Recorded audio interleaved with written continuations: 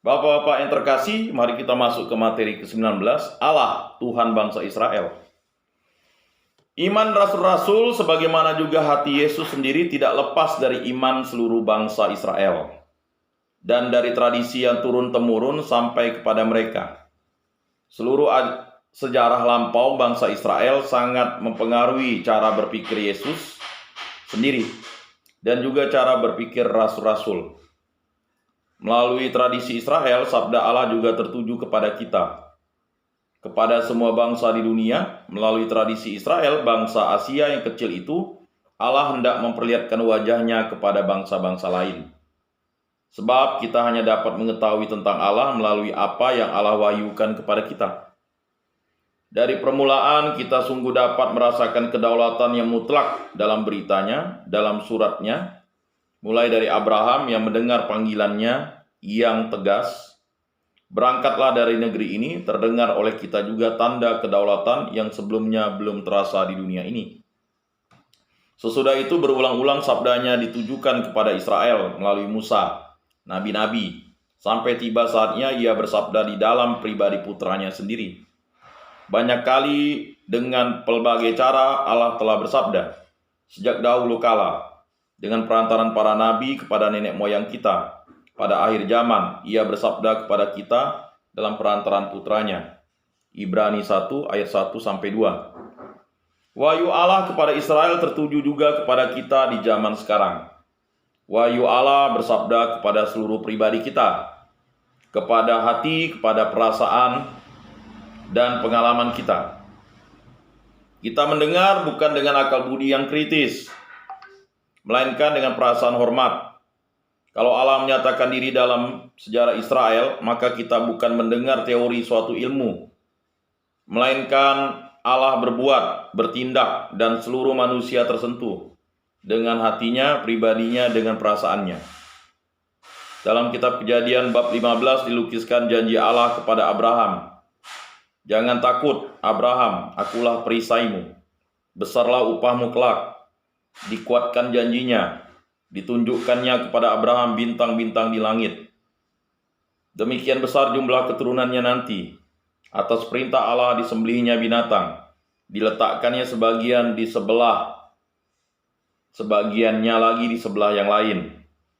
Ketika matahari terbenam, maka Abraham mengantuk, tertidur, dan Abraham diserang oleh suatu perasaan takut dan gemetar. Lalu di malam gelap tampaklah suatu suluh yang bernyala, berjalan di tengah-tengah bagian-bagian yang dipotong itu. Dalam lukisan peristiwa itu tampak lebih terang kepada kita kedaulatan Allah daripada urutan teori. Terasa oleh kita juga kebesaran Allah. Timbul banyak sekali pertanyaan tentang Allah yang hanya menyatakan sikap yang rasionalistis. Misalnya sering dipersoalkan, Allah mencipta seorang manusia, misalnya Yudas. Allah sudah mengetahui terlebih dahulu bahwa Yudas akan berbuat dosa, lalu ditimpa kutuk untuk selama-lamanya. Allah adalah Maha Baik. Mengapa Allah menciptakan orang itu? Jawaban yang kadang-kadang diberikan, bahkan diberikan dengan benar juga. Allah menciptakan manusia dengan kehendak bebas. Manusia harus mencintai Allah dengan hati bebas, bukan secara paksa. Tidak seorang pun yang senang dengan cinta kasih yang diberikan kepadanya secara terpaksa. Allah juga tidak senang dengan cinta yang terpaksa. Dengan demikian terdapat resiko bahwa manusia menolak cinta kasih itu. Itulah kemuliaan besar baik bagi Allah maupun bagi manusia, bahwa ia memberi cinta kasih, biarpun ia dapat menolaknya. Itulah sebabnya Allah menerima resiko yang ada pada kehendak bebas manusia. Jawaban serupa itu ada gunanya. Jawaban itu adalah suatu hasil pikiran, hasil pertimbangan akal budi. Namun kita tidak merasa puas, benar dalam atau dengan jawaban itu. Seakan-akan kita memperkecil Allah, menutupnya dalam ruang akal budi manusia yang terbatas. Justru sabda Allah dalam sejarah Israel menyentuh seluruh hati kita. Terang dan jelaslah bagi kita bahwa Allah itu terlalu besar untuk ditutup dalam ruang pikiran kita. Kalau terdengar oleh kita hanya akulah Tuhan, maka hormat dan kemuliaanku tidak kuberikan kepada yang lain. Maka kita meraba misteri yang dalam yang tidak terselidiki oleh manusia. Atau akulah Tuhan yang sangat cemburu.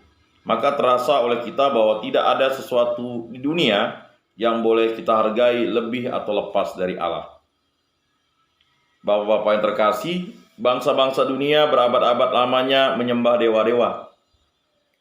Pada suatu waktu Allah memilih di antaranya suatu bangsa yang kecil dan tidak berarti, dan diasingkannya mereka dari bangsa-bangsa lain. Ia hendak membangun rumah bagi dirinya di Israel, di tengah-tengah dewa-dewa yang dipuja oleh bangsa-bangsa lain. Di dalam rumah itu hendak ditumbuhkannya suatu tunas istimewa yang waktu itu belum disadari oleh Israel, Al-Masih, Mesias, Kristus. Dengan tidak terhalang oleh apapun, Allah menjalankan maksudnya di dalam bangsa yang kecil itu. Kita pada zaman sekarang juga termasuk dalam tujuan rencana Allah. Kalau Allah bersabda kepada Israel, "Aku hendak menjadi Tuhanmu," kamu harus menjadi bangsaku yang tidak boleh menyembah kepada dewa-dewa asing. Maka kita merasa sabda itu ditujukan juga kepada kita, kepada saya, kepada bapak-bapak, kepada umat manusia, kepada kita pada zaman sekarang. Sejarah Allah dengan Israel berlangsung terus. Lalu Allah menyatakan dirinya dengan menyebut namanya di depan semak-semak yang menyala-nyala dengan kasut yang tertanggal, sambil menutup muka dengan gemetar seluruh sendi tulangnya. Musa yang muda atas nama umat Ibrani bertanya, "Apakah harus hamba jawab kalau mereka bertanya, siapa namanya?" Lalu bersabdalah Allah, "Akulah Yahweh, Allah yang ada." Dalam jawaban ini binasalah semua dewa, runtuhlah semua berhala segala bangsa lain. Mulai waktu itu umat Israel berseru seorang kepada yang lain, "Dengarlah Israel, Yahweh adalah satu-satunya Tuhanmu." Sabda itu menyinari seluruh sejarah Israel sebagai tiang awan yang bernyala. Kedaulatan Allah yang satu, akulah yang ada. Dengan demikian Israel merasa bahwa Tuhannya telah dekat dengan Israel untuk memimpin, mengantar, memberkati, menghibur, menguatkan, tapi juga untuk mengancam, menghukum, menyiksa, menyala, memarahi. Namun Allah tetap setia, janjinya pasti akan dipenuhinya.